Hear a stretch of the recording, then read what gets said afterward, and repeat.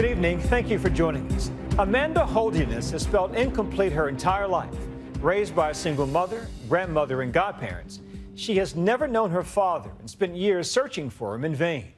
But tonight, her story finally gets a happy ending. Here's ABC's Elizabeth Vargas with another look. I'm so nervous right now. I cannot wait till I get that call. Amanda Holdiness's life is about to change. On the other end of that call, Hey there. Hey, how are you? someone with an answer to a question she's been asking her whole life. So are you ready? Yes, ma'am. Who is her father? We started following her quest to find him 2 years earlier, a doting mother herself with her own son making his birthday wishes. Moments that harken back to her own childhood of birthday wishes, wishes that have always been the same, to find her dad. I wanted to have a father that I would be the apple of his eye. You know, I wanted to be that daddy's girl. Her mother had given her a name for the man she believed was Amanda's father, but other details were scarce. She described him having dark brown hair, and I was thinking about Elvis. And Amanda says she described a man who wasn't thrilled to learn at the time that he was going to be a father. So Amanda's single mother moved back home to Mississippi to raise Amanda with the help of her own family, never to hear from him again. The absence of a father was felt all the time, but especially painful for Amanda on her wedding day.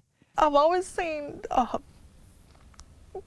ladies walk down the aisle with their father, and I never got it. So when she saw investigative genealogist Pam Slaton featured on 2020, Hi, Mom. helping people find biological relatives, You're so beautiful. she reached out.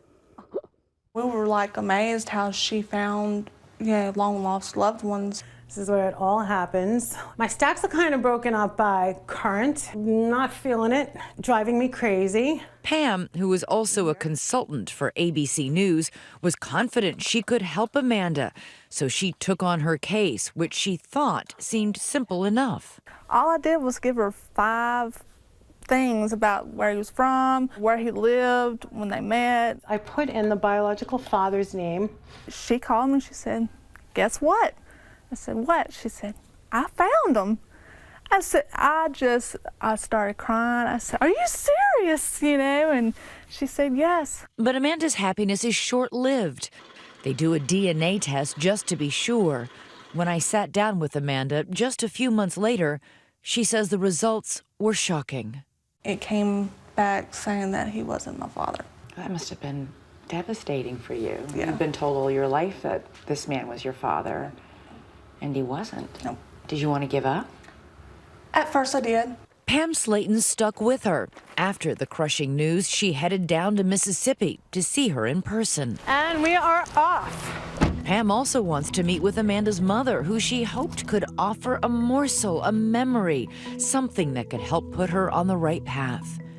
It would be crucial to get her to talk about when she got pregnant, when she was just 24 years old, living with her sister. She was serving in the National Guard, still in school, trying to figure her life out, when she found out she was pregnant. So when I sit down with her, I'll see if she's being genuine and just doesn't really know, or is she trying to keep her from the truth for another reason that we don't know about. Hi, honey. How are you? Good. Oh my God, this is beautiful. Oh, let me look at you. I was told I couldn't have any kids. It was a miracle. She was a miracle.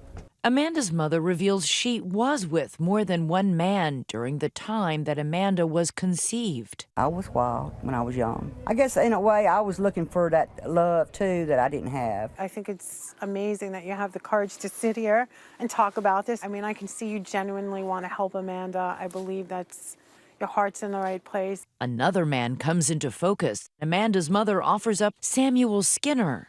Samuel, I lived with him before I went to Cheyenne, Wyoming. So you have a relationship with him prior. Right. I will be right back. He's probably in. Pam returns with contact information for Samuel Skinner, and the case again appears to be wrapped up. I want you to make the phone call.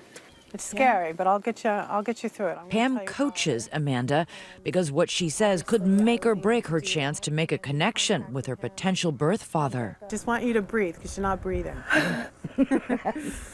She goes for it. Yes, is this Samuel Skinner? Yes, I was wanting to talk to Samuel Skinner. Yes, can you tell him to call Amanda? Is your friend of the family? It's a friend of the family. Okay, thank you. Where was he? He was unavailable. But a few days later, the man named Samuel Skinner does call her back. Turns out he's living just down the Gulf Coast from Amanda in Louisiana. When she started mentioning certain people, it clicked. Who did she mention? Her mother's name. He said, I loved your mama. He said, but we just parted ways. Sam says Amanda's mom never told him she was pregnant. After all, back then, she didn't think he was the father. So after 2 months of getting to know each other on the phone, You've waited a long time to get this done. Yes. Amanda and Sam will meet for the first time. He agrees to do a DNA test. We'll see when. What's your heart say? Just, You don't want to say. I really can't, say. I just really hope, my journey ends Here. here.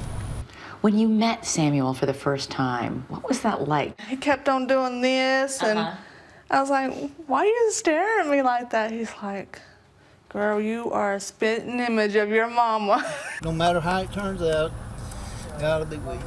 Their meeting is just the beginning of the bonding between Amanda You're the best. and the possible father she's always been hoping for. But she's careful not to get her hopes up too high, having already been down this road once before. You hope you are her biological dad. Well, yes. Who wouldn't, want a 30-year-old daughter that's not gonna talk back to you no more? And already have grandkids I can spoil and send them home to them when I get, who wouldn't want that? The test results are in a few weeks later. Amanda is at Pam's house to find out. Hello. The outcome is shocking. So, Amanda, I know you've been down on a long, long road. He is not your birth father. It's coming up negative. Sorry. You all right?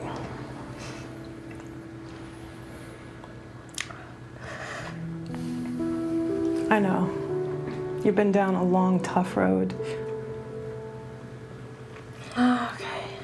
To have this girl who was so excited to finally put this behind her and to give her this devastating news that it wasn't a match was not an easy job to do.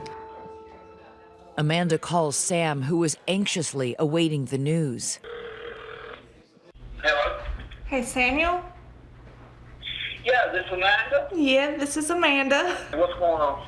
Well, they told me what the results are with the DNA. Okay.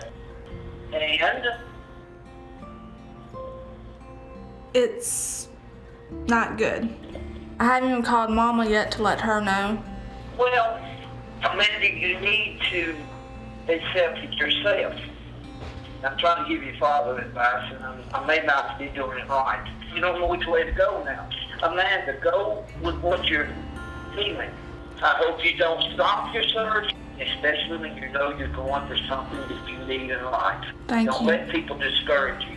Sam tells Amanda he's ready to stay in her life, even though he's not her birth father. All right, take care now. Okay, thanks. All right, bye-bye. And that's the second man that said that to her, which speaks to who you are. You have two men that fell in love with you and would love to have you as a daughter. Overwhelmed, Amanda grapples with her feelings. I will remain committed to you and getting to the bottom of this. I promise you. On my word, I promise you that I will do everything in my power to help you. The owner of the DNA database company that Amanda did her tests with offers another possible step.